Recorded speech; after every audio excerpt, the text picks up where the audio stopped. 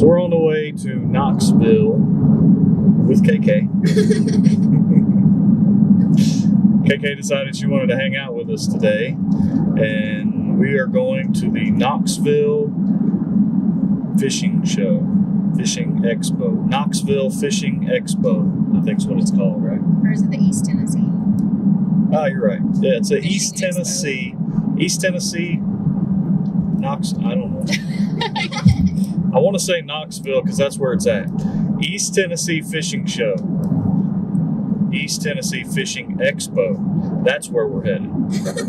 And she's driving. Maybe that's where we're headed. Well, she's driving to make sure that we get there because I don't really know where we're going.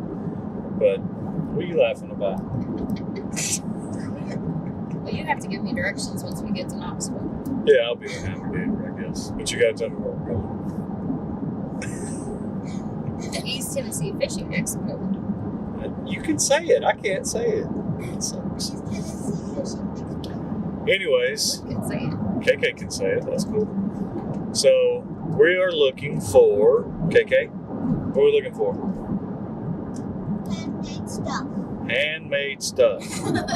We're looking for handmade fishing rods. We're looking for handmade fishing baits or lures, or even hand-painted fishing lures, and maybe even somebody doing a demonstration on tying fly fishing flies. I don't know anything about fly fishing, but I thought maybe it'd be cool to video something like that because it is handmade. One of the things that's going on with us right now is that we're planning on selling our boat, or we are trying to sell our boat because we want to get out of debt. Yes. Debt is bad. Debt is bad. It's a bad 4-letter word. Ugly word. So, thanks to my wife, this is Jessie, by the way.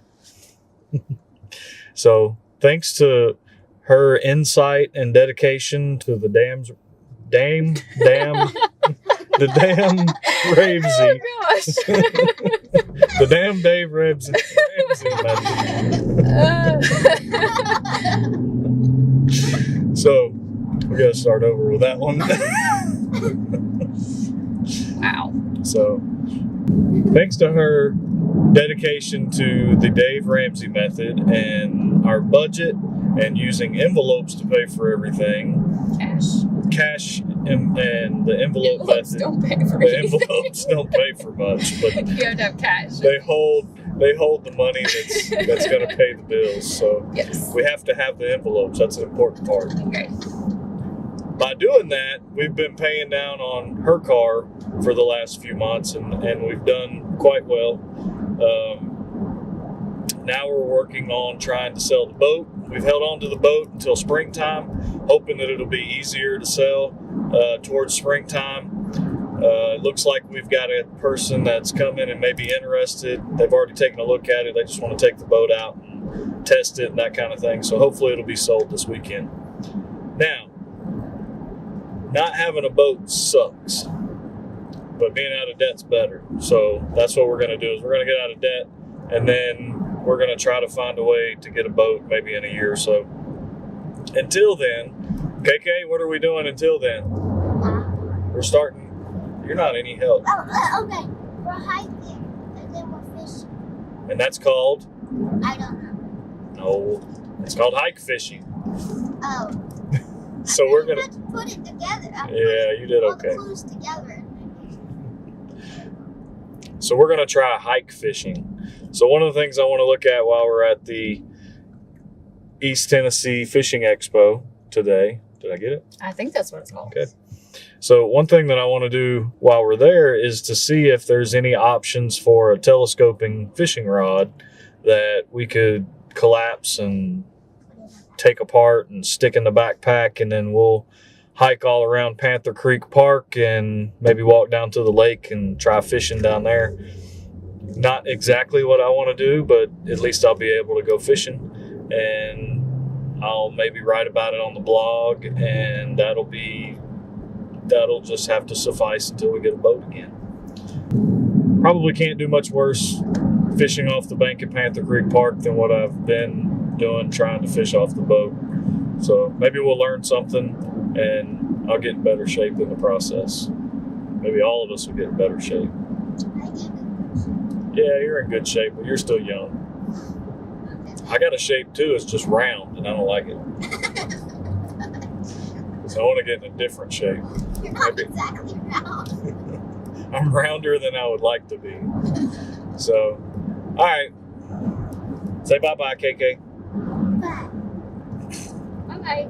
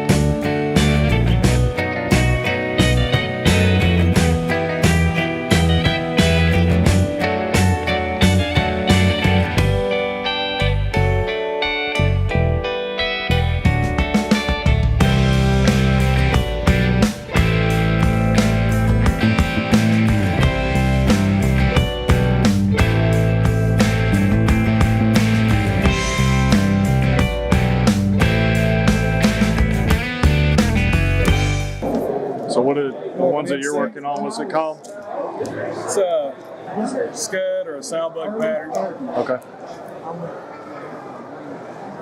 We've got a lot of moss and vegetation in our river. There's a little bug in there called a sow bug. It looks a lot like a roly-poly. That's what it looks like. Oh, yeah, no, I got you.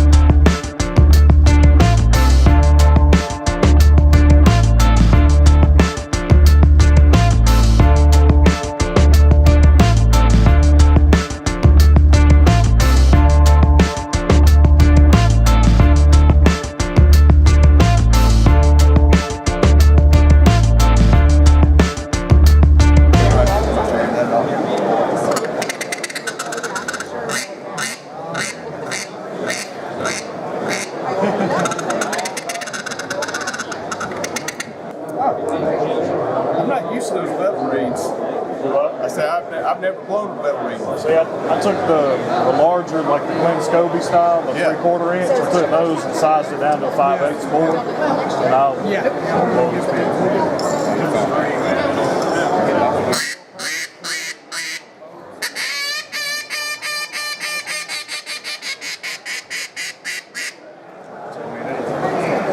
Take the air, you just gotta put it in. Look at it.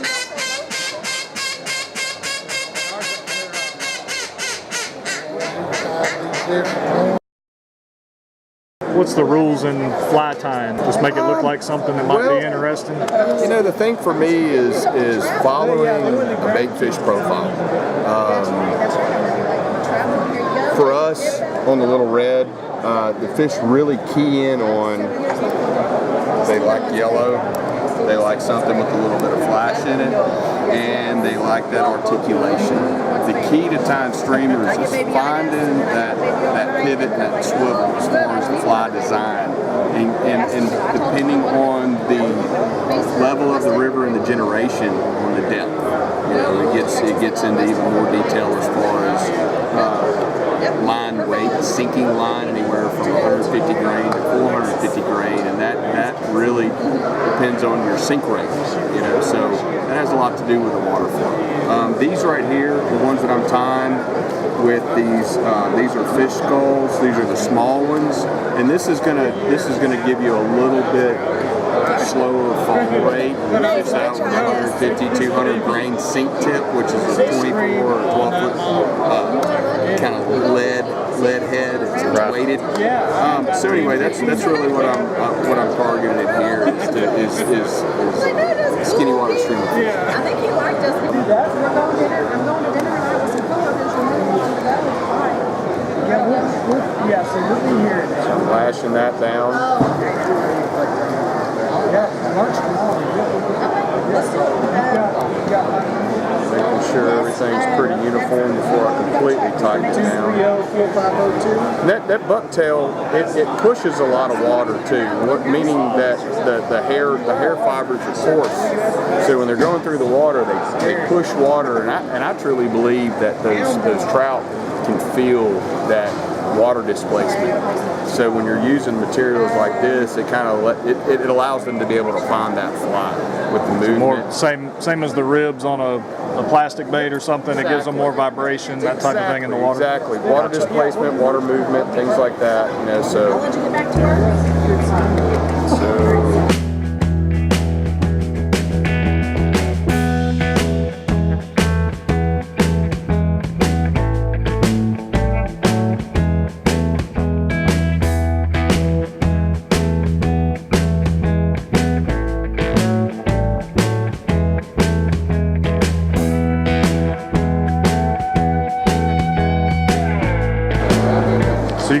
You actually have more separation than what I was thinking with like a trailer hook, and that's not going to foul your first hook either. Well, what you're trying to do is when you set your trailer or the back end of your fly, you don't want it to be able to go over the eye of that hook. Right. So when it does move and you're casting or whatever, you're not worried about that fouling. So that's kind of the rule of thumb for me is bend it, and you want it to fall short right at that eyelet of that hook.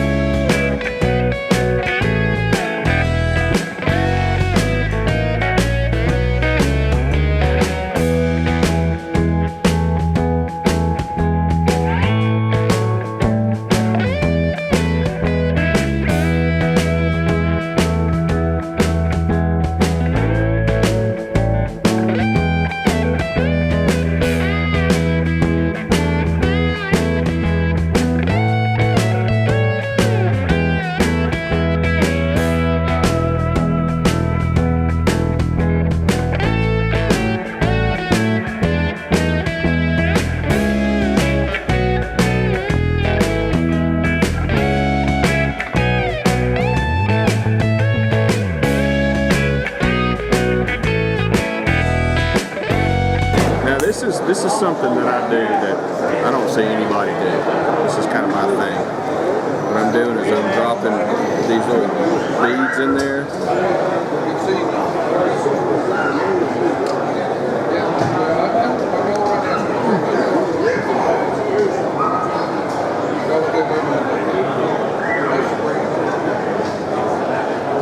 Making eyes. That's cool.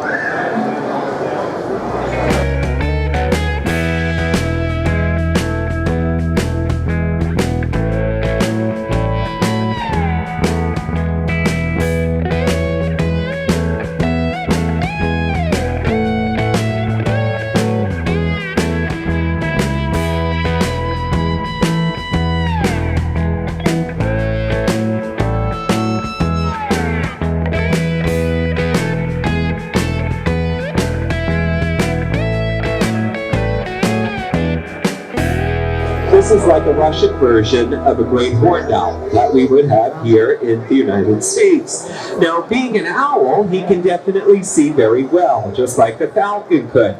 If he knew how to read, he would be able to read an iPad or a Kindle or an iPhone. A football field length away, no problem, but it's not that easy to teach an owl how to read. You know why?